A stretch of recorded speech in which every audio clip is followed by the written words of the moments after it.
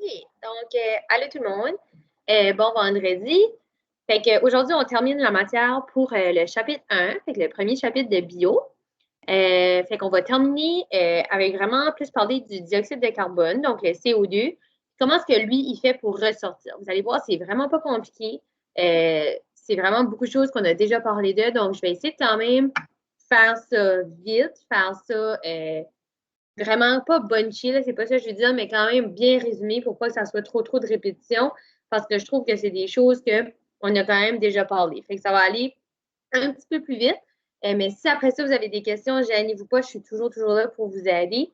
Fait que c'est ça. Puis lundi, on pourra venir faire un petit résumé de ça. Donc, comment le dioxyde de carbone voyage dans l'organisme? Donc, on sait que le dioxyde de carbone, faut. Oups, excusez-moi, je vais juste monter ma. Bon. Le dioxyde de carbone, il est dans nos poumons, il est présent parmi les alvéoles parce qu'il revient du CO2. Il revient du CO2, oui. Il revient des cellules. Fait que toi, tu as ton organisme. Ça. Fait que tu as ton organisme. Donc, l'être humain. L'être humain gagne de l'O2, sort du CO2. Mais comment se fait pour sortir du CO2? C'est parce que le CO2, il vient naturellement des cellules. Et parce qu'à l'intérieur ici, tu as aussi des cellules qui font le même principe de faire entrer de l'O2, faire sortir du CO2. Mais le CO2 qui est ressorti de mes cellules, donc après la respiration cellulaire, il faut qu'il trouve un moyen de s'en aller. Donc, si je dis lors de la respiration pulmonaire, l'oxygène passe dans les alvéoles aux cellules sanguines par diffusion. Donc, la diffusion, on a vu, je vais d'un milieu beaucoup concentré vers un milieu qui est moins concentré. Donc, l'oxygène va se déplacer comme ça pour aller dans les sanguines. Puis après ça, être capable de venir dans toutes les cellules pour faire en profiter ton corps. Donc, l'oxygène est distribué à toutes les cellules de ton corps pour assurer la respiration. Pour assurer la respiration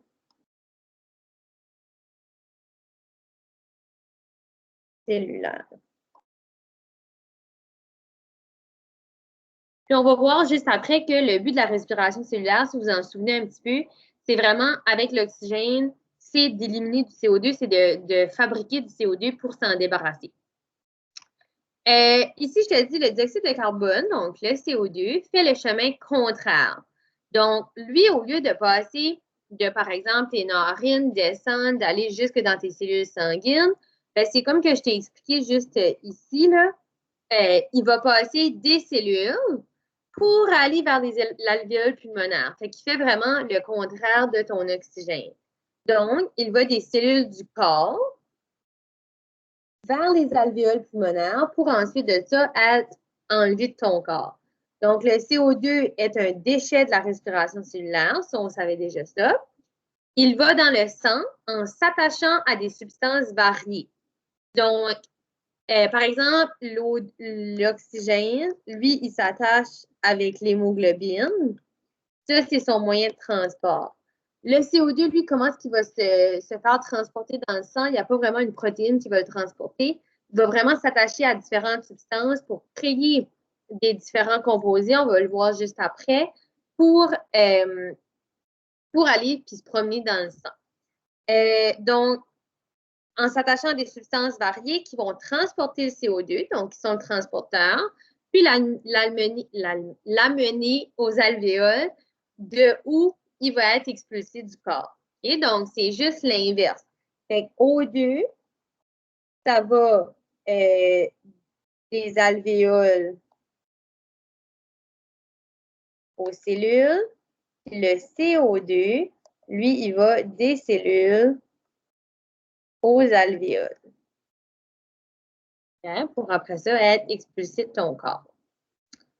Ici, juste des différents pourcentages. Fait que 65% du CO2 est transporté par le plasma sanguin, donc qui est transporté par le sang.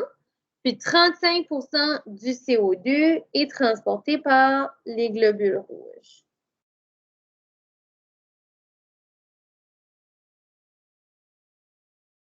Fait que ton plasma sanguin, c'est aussi dans ton sang, sauf que c'est un liquide qui est fait beaucoup plus avec les globules blancs puis la lymphe.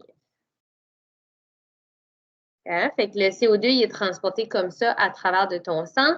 Donc, il va vraiment se coller à différentes substances. De plus, comment d'autre que le CO2 peut venir se transporter? Donc, se combine avec d'autres substances. Cela forme des composés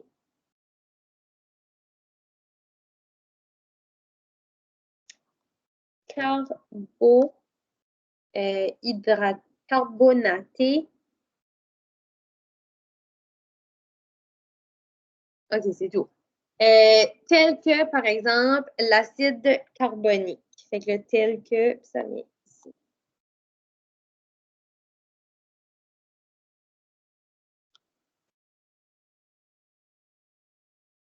Fait que le CO2, vu que j'ai la molécule du carbone, ben, ça va être capable de venir avec d'autres choses, se mettre ensemble. Par exemple, l'acide carbonique, qui va être capable de se libérer pour être diffusé dans les alvéoles. Donc, c'est juste des moyens de transport. Je te dirais que ça, c'est plus à titre informatif. Pas nécessairement besoin de savoir que c'est des composés carbonatés puis que c'est de l'acide carbonique. C'est juste de savoir que le CO2, sa façon de voyager, c'est vraiment, il va voyager dans le sang, oui, mais il va surtout plus se lier avec d'autres composés pour se faire, pour voyager dans le sang. OK. Comparaison entre la inspirée puis la respirée. Donc, vous allez voir qu'il y a quand même des ressemblances. Donc, quand j'inspire, je fais rentrer. Ça, c'est des chiffres qui peuvent changer, c'est des chiffres qui peuvent varier de personne en personne. Donc, c'est certain que ton niveau d'oxygène est plus haut dans l'inspiration que dans l'expiration, mais vous voyez que quand j'expire quand même de l'oxygène, j'expire quand même de l'O2. Donc, tu vas aussi inspirer un petit peu de gaz carbonique, tu vas en expirer plus.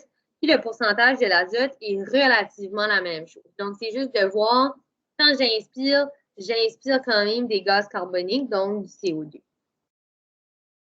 Maintenant, la relation entre le rythme respiratoire et l'activité générale. Fait, par exemple, si je viens faire une activité physique, pourquoi est-ce que ma respiration va plus vite? Pourquoi que ça fait ça? Donc, l'équation de la respiration cellulaire, donc, tu as d'un bord de l'équation, tu as le glucose plus l'oxygène. Glucose, je te rappelle que c'est une molécule de sucre, donc C6H12O6. Puis ça, on va le revoir au module 2, si ça peut te faire plaisir.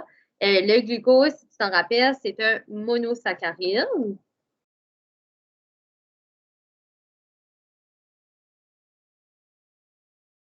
Puis lui, quand il va se lier à l'oxygène, voici ce qu'il va créer. Donc, il va créer du dioxyde de carbone.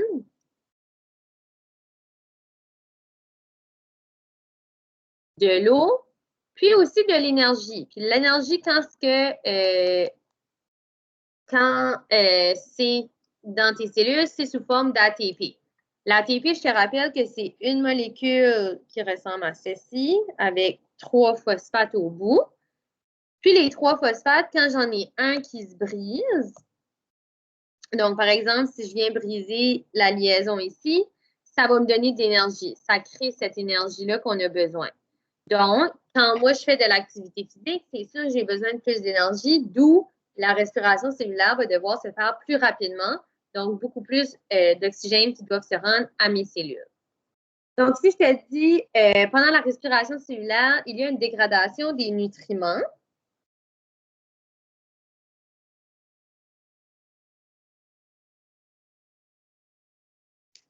Pour en retirer de l'énergie.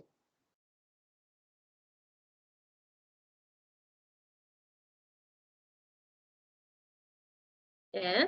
Fait quand ce que toi tu manges, par exemple, je mange une pomme, ben, je veux faire arriver des différents sucres, des différents nutriments dans mon organisme.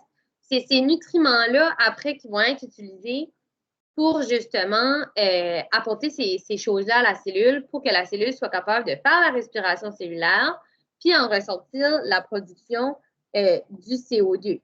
le CO2, c'est le déchet, donc c'est ce que tu veux éliminer, mais c'est certain que quand je fais la respiration cellulaire, quand ma cellule fait ça, j'ai des déchets. Je produis quand même du CO2, mais il faut toujours que ça se fasse aussi. Donc, plus la dépense énergétique, plus que tu dépenses d'énergie, plus la dépense énergétique augmente.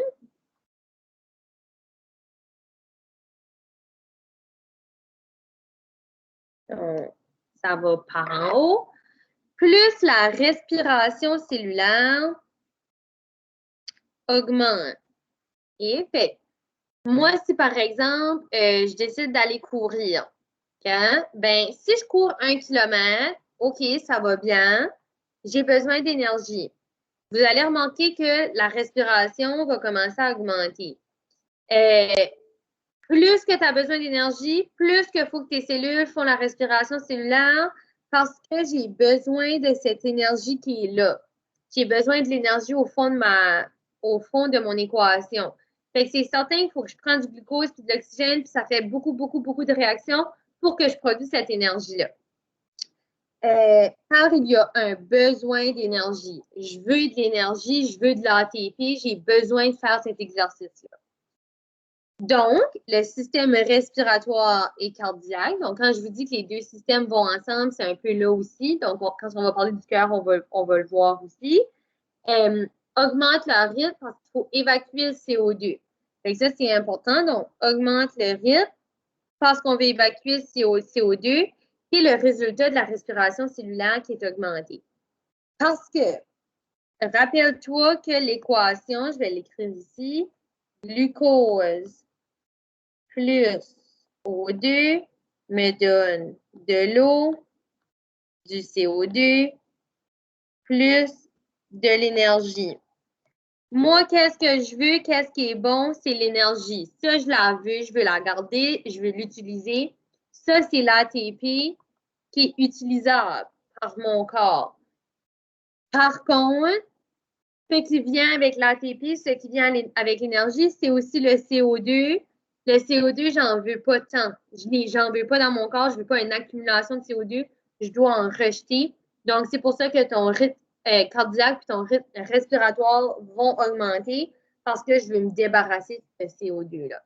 Fait que ça, c'est quand même un concept qui est important de savoir pourquoi ton rythme respiratoire va augmenter.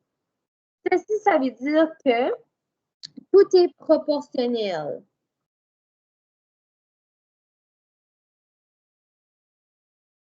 Fait quand il y a une substance qui augmente, tout augmente. Fait que, par exemple, dans ce cas-là, je veux plus d'énergie parce que j'ai besoin de plus d'énergie.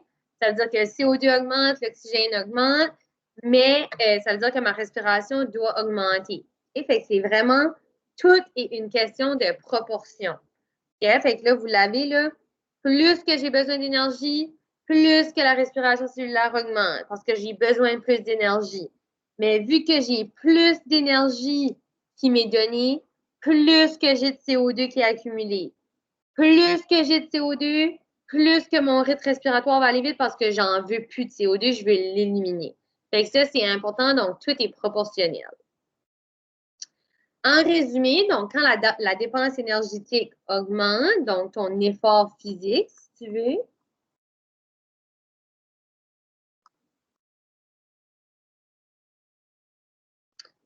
ça revient aussi, là, souvent, quand vous allez aller, ben pas quand vous, là, mais si jamais vous faites des exercices ou que vous jouez à un sport, souvent, ils vont vous dire de manger des pâtes, ils vont vous dire de manger des glucides la journée d'avant. C'est parce que les glucides, c'est une sorte de glucose. Plus que tu vas en avoir, bien, plus d'énergie que tu vas être capable de brûler. C'est que tu mets en réserve une grande source de glucides, tu mets en réserve une grande source d'énergie, si tu veux. Tu as beaucoup de choses à brûler. Un moment donné, si j'ai plus de glucose, mon crayon va pas se former. Si j'ai plus de glucose, ben, je peux plus avoir d'énergie parce que j'ai plus de glucose pour mettre avec mon oxygène qui va me faire de l'énergie. C'est pour ça qu'on vous dit souvent de manger des carbs, de manger des glucides avant un grand effort physique. Par exemple, du monde qui vont faire des marathons, souvent, on va leur dire de manger des plats de pâtes avant parce que tes carbs ont le temps de venir se stocker. Après un grand effort physique, ben là, je suis capable d'aller puis de prendre en réserve qu'est-ce qui me reste de glucose. Donc, la respiration cellulaire augmente, donc au niveau de mes cellules. Donc, le besoin en oxygène augmente, puis la production des déchets augmente. Donc, il faut que mon système respiratoire augmente aussi.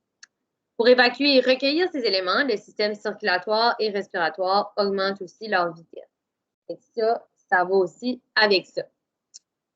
Important, donc c'est le taux de CO2, donc le taux de déchets, si tu veux, qui indique l'augmentation du système respiratoire. Fait que moi, je m'en vais courir. Là, tout d'un coup, fait que je m'en vais courir, mon corps va savoir, oh, là, j'ai besoin de beaucoup d'énergie. Fait que là, je commence à faire, mes cellules font la respiration cellulaire beaucoup plus rapidement. Plus la respiration cellulaire se fait, plus le taux de CO2 augmente. Hein? C'est le taux de CO2-là qui va dire, wow, j'en ai trop. J'ai trop de déchets. J'ai besoin de faire quelque chose. Puis ça, c'est tout détecté par le bulbe rachidien. Et puis le bulbe rachidien, il se trouve à l'intérieur de ton cerveau, donc très, très près. Donc, c'est une partie. Puis c'est lui, avec les chimiorécepteurs, qui est capable de dire, oh, OK, là, je détecte qu'il y a une trop grande présence de CO2. Je dois faire quelque chose. Fait que c'est le bulbe rachidien qui dit, oh, OK, là, il va falloir que j'augmente ma fréquence, que j'augmente mon système respiratoire pour pouvoir être capable d'évacuer le CO2. Donc, c'est vraiment le taux de CO2 dans le sang. Le bulbe rachidien, c'est vraiment cette partie ici. C'est la partie qui est là. Aïe, aïe, aïe. C'est cette partie-là. Fait que ça fait vraiment partie de ton cerveau, là, si tu veux. Fait que ici, tu as l'hypophyse. Donc, si vous avez déjà entendu certains termes, ça se peut en FPS. Vous en avez peut-être déjà parlé parce que c'est les sécréteurs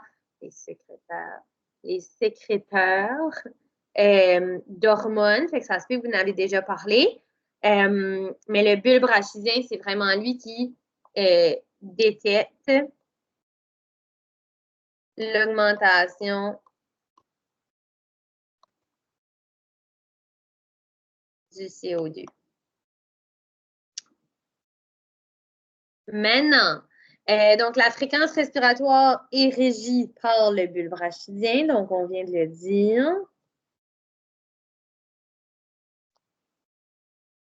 Fait, le bulbe rachidien, il détecte le CO2. Oh, je veux évacuer le CO2.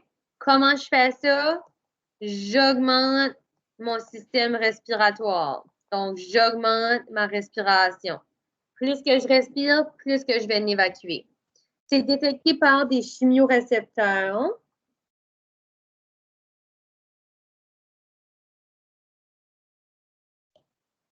Dans les vaisseaux sanguins, donc dans les artères et les aortes. Fait que les chimiorécepteurs sont capables de voir que oh, j'ai trop de CO2, ils envoient un message au bulbe rachidien, puis le bulbe rachidien, c'est là qui va faire augmenter ton système respiratoire. La fréquence respiratoire va régulariser aussi le taux de pH dans le sang, donc l'acidité ou le fait que c'est basique. Fait que je te rappelle que l'échelle du pH va de 0 à 14, puis qu'un pH neutre, c'est à 7. Plus bas que c'est, plus acide que c'est. Plus haut, plus basique. Fait que, par exemple, ici, c'est basique, puis ici, c'est plus acide. Donc, l'acidité, fait que la fréquence respiratoire régularise le taux de pH dans le sang et l'influence de la pression du CO2. Plus le pH est bas, c'est-à-dire acide, puis je viens de voir que je l'avais déjà écrit, à cause de la teneur en CO2, la fréquence respiratoire augmente pour éliminer le surplus. C'est un peu la même chose qu'on dit vraiment, mais on parle juste de pH. Fait que plus qu'il y a de CO2, plus que c'est acide, ça va être détecté. Fait qu'il y a une influence au niveau du pH aussi. Mais vraiment, question pH, là, c'est pas tellement important. C'est juste de savoir que la teneur en CO2 a un effet sur le pH. Plus que j'ai de CO2, plus de CO2, plus acide. Okay? Fait que c'est comme ça que ça fonctionne. Donc, ici, vous le voyez, là, que c'est lié le bulbe rachidien qui est comme connecté ici avec ta moelle épinière qui va descendre. Puis ça, c'est ton cœur. Fait que c'est juste pour montrer vraiment que ton bulbe rachidien, c'est vraiment à la base, si tu veux, là, comme en arrière. C'est vraiment connecté à ton cou, puis ça descend. Puis la dernière petite chose, l'hyperventilation. Vous avez peut-être déjà hyperventilé. L'hyperventilation, c'est l'augmentation de la quantité d'air qui ventile dans tes poumons. Donc, c'est une réduction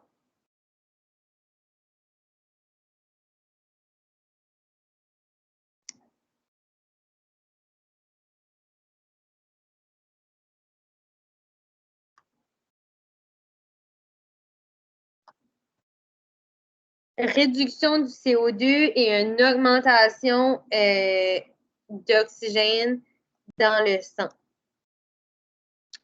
Fait que j'enlève beaucoup de CO2, j'ai beaucoup d'oxygène dans le sang, j'ai beaucoup d'air qui ventile dans mes poumons. Donc, le CO2 diminue à cause de la sortie par expiration. Fait que j'ai trop, si tu veux, de CO2 qui sort pour le temps que l'oxygène va venir rentrer puis qu'il aura le temps d'être aux cellules.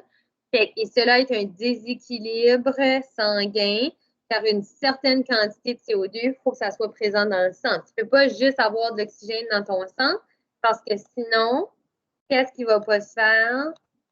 La diffusion ne pourra pas se faire. Parce que si j'ai juste de l'oxygène ne pourra pas passer de mes capillaires à mes alvéoles parce que je n'ai pas cette différence-là entre les deux.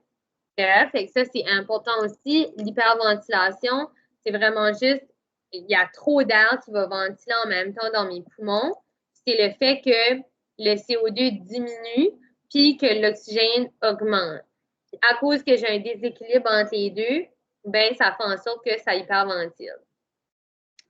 L'essoufflement, c'est une sensation de manque d'air. Fait que quand tu vas courir puis que tu n'es peut-être pas assez entraîné, quand tu es essoufflé, c'est que tu sens que tu manques d'air. Okay? C'est comme si quand ce que tu vas arrêter, là, si tu es en train de courir, puis là, tu arrêtes parce que tu te sens vraiment essoufflé, tu vas être comme à bout de souffle. Tu as vraiment de la misère à respirer, c'est parce que tu as un manque d'air. Ça, c'est à cause d'un manque d'oxygène dans le sang, puis une évacuation du CO2 insuffisante. C'est parce que je ne respire pas assez vite que l'évacuation du CO2 ne peut pas se faire comme il faut. L'essoufflement indique un débit de vitesse trop lent dans les poumons, c'est-à-dire que le sang ne circule pas assez vite. Et ça veut dire ton rythme cardiaque ne va pas assez vite, ton système respiratoire ne va pas assez vite. Ça veut dire que je ne peux pas évacuer du CO2 assez vite. Fait que tout ça, ça vient ensemble. Okay? Si je ne peux pas évacuer du CO2 assez, ben c'est que je manque d'air. Hein? Fait ça, c'est deux choses importantes. Puis la dernière chose, pour diminuer la tendance à l'essoufflement, donc pour essayer de protéger, si tu veux, tes poumons, il suggère de faire de l'exercice régulièrement. Pourquoi faire de l'exercice? Ben parce que ça va, justement, si tu fais de l'exercice, ça va augmenter ton système respiratoire. C'est comme si ça va venir faire un workout, si tu veux. Je vais mettre ça en guillemets, là. Workout le système respiratoire et le cœur. Ton cœur et ton système respiratoire, surtout ton cœur, c'est un muscle. Donc, il y a quand même besoin d'être mis en forme. Là, okay? Fait que si tu demandes à ton cœur un effort trop rapide, puis que, par exemple, tu n'as jamais couru un marathon, ben, essaye pas d'aller courir un marathon. Okay? C'est certainement pas quelque chose qui va arriver parce que ton cœur n'est pas habitué à ça. si ton cœur ne bat pas, ça veut dire que j'ai pas de sang qui circule. Ça veut dire que mes alvéoles peuvent pas avoir d'oxygène. Ça veut dire que je peux pas respirer. Et fait que ça, c'est vraiment tout connecté. Si renoncer à l'usage du tabac, mais c'est certain, le tabac, on le sait, il y a des molécules de tabac qui vont venir, qui vont aller sur tes poumons. C'est certain que ça, c'est pas bon. Aussi, le tabac, ben, tu vas avoir des vapeurs, tu vas avoir, le goudron, tu vas avoir toutes ces choses-là qui viennent et qui vont s'installer sur tes poumons. Plus quand tu fumes, c'est certain que tu fais une respiration qui est un petit peu répétée, qui n'est pas nécessaire à tes poumons. Fait que ça peut aussi les fatiguer. Fait que ça, c'est deux façons d'essayer de diminuer l'essoufflement. Fait que ça, c'est des choses que tu peux faire pour si jamais tu es trop essoufflé. Par exemple, je ne sais pas si tu vas marcher, puis juste le fait de monter les escaliers ou le fait de marcher à l'école, tu es essoufflé, ça veut peut-être dire que tu ne fais pas assez d'exercice. Ça veut peut-être dire que tu devrais peut-être aller marcher un petit peu plus souvent. Fait que la sensation de l'essoufflement, c'est certain que ça peut se régler parce que, comme je te dis, ton cœur et ton système respiratoire, c'est des systèmes qui doivent être mis en pratique, qui doivent être mis en exercice. Donc, j'espère que ça n'a pas été trop vite. Si jamais ça a été trop vite, gêne-toi pas de m'écrire. Ça ne me dérange pas de te réexpliquer des concepts. Si jamais tu as des questions, tu peux m'écrire soit dans dans le Teams, tu peux m'envoyer un courriel, n'importe quoi, je suis là pour te répondre. Donc, je te souhaite une belle journée.